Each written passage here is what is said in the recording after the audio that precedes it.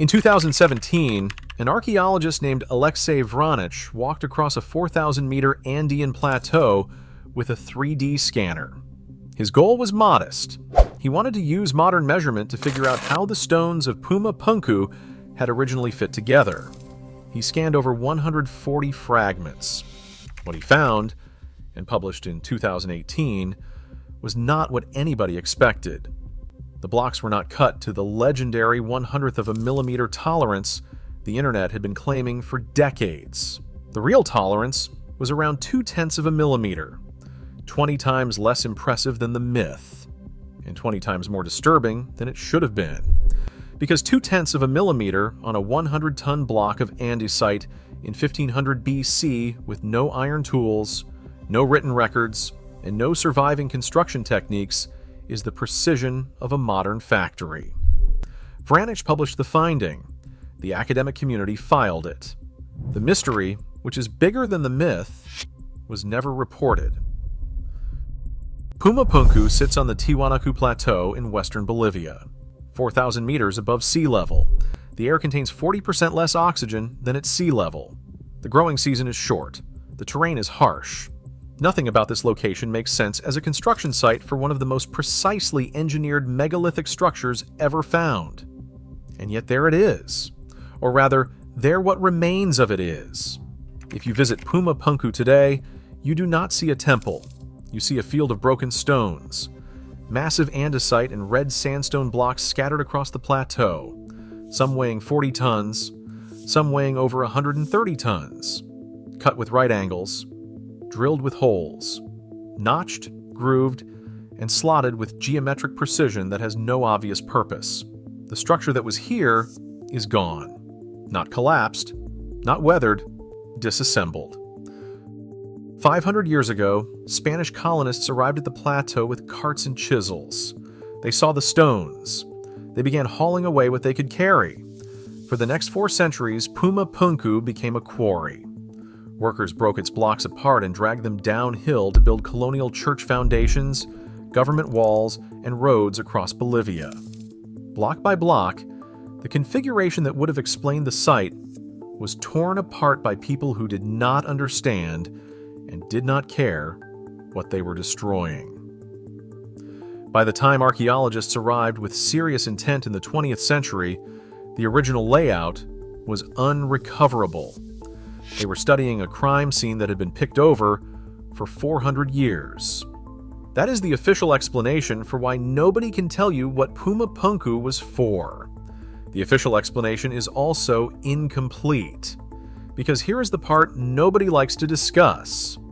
The Spanish did not take everything. The blocks too large or too awkwardly placed to be hauled away still lie on the plateau today.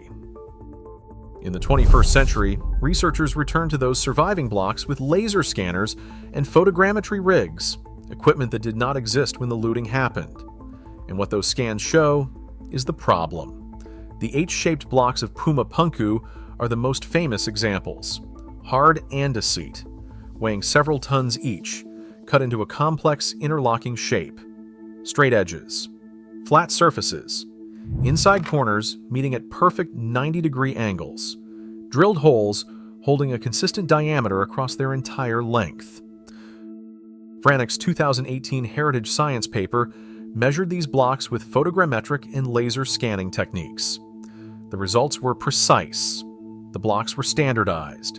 They were modular, designed to fit together in repeating patterns, as if manufactured to a specification rather than carved as individual artworks. The tolerance on these modular components averaged around 2/10 of a millimeter. Some surfaces were better, some were worse. The dimensional consistency across the blocks was, in Vranich's own words, sufficient to allow modular assembly. That is a sentence worth reading twice. Modular assembly, interchangeable parts. Walk through a modern factory floor and you see the same principle, identical components made separately, snapping together by specification.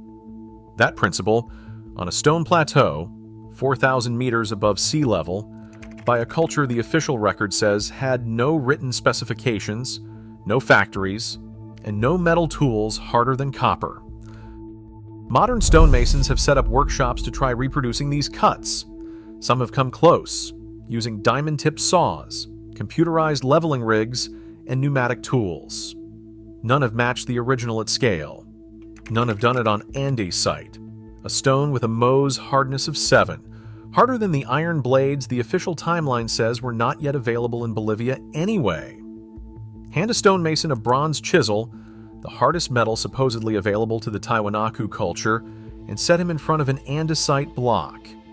The bronze edge deforms and curls before the stone surface even scratches. This is not a controversial claim. It is a basic materials test. You cannot cut a 7 on the Mohs scale with a metal that sits below 6. And yet the cuts exist. Photographed, scanned, peer-reviewed. The official archaeological position pictures Tiwanaku workers kneeling over these blocks for years, using stone hammers, sand abrasion, and water, grinding the andesite down by hand. This explanation appears in textbooks. It appears in museum placards. It appears in the standard literature. The explanation is also untested. No experimental archaeology team has set up stone hammers, sand, and water and reproduced a Puma Punku H block from raw andesite. The replication attempts that have been tried produced rough, uneven cuts.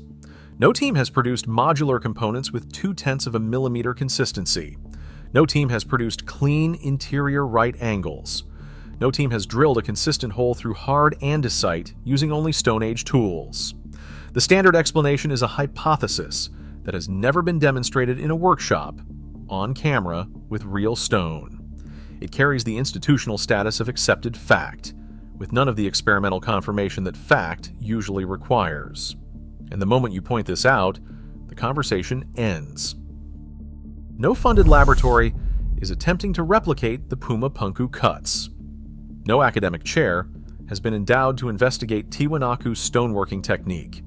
No museum exhibit walks the visitor through these open questions. The site is labeled solved, the technology is labeled known, and the inconvenient measurements sit filed in the journals where they were published. Vranic's paper is not hidden. It sits freely available, cited by other researchers.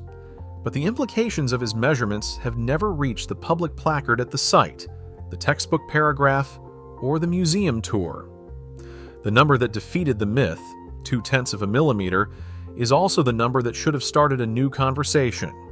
It did not, because that conversation would have to admit that even the conservative, peer-reviewed, scientifically defensible version of Puma Punku contains engineering. The official account cannot explain if the looting 400 years ago was the first erasure.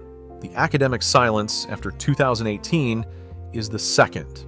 The first erasure took away the configuration. The second takes away the question. The pattern matters because it is not unique. A temple was buried in Turkey at the dawn of agriculture. A network of underground cities was sealed across Cappadocia. Steel blades from 3 civilizations contained nano-engineering that vanished from the historical record. A map drawn in 1513 cited 20 sources that no longer exist. And in Bolivia, the most precisely cut megalithic blocks ever measured sit in a field. Their original arrangement broken up by colonial looters. Their measured precision documented in a journal nobody reads. Their implications quietly absent from the public history. Bolivia and precision. Knowledge appears. Knowledge disappears. Always by decision, never by accident. The pattern is not coincidence. The pattern is policy.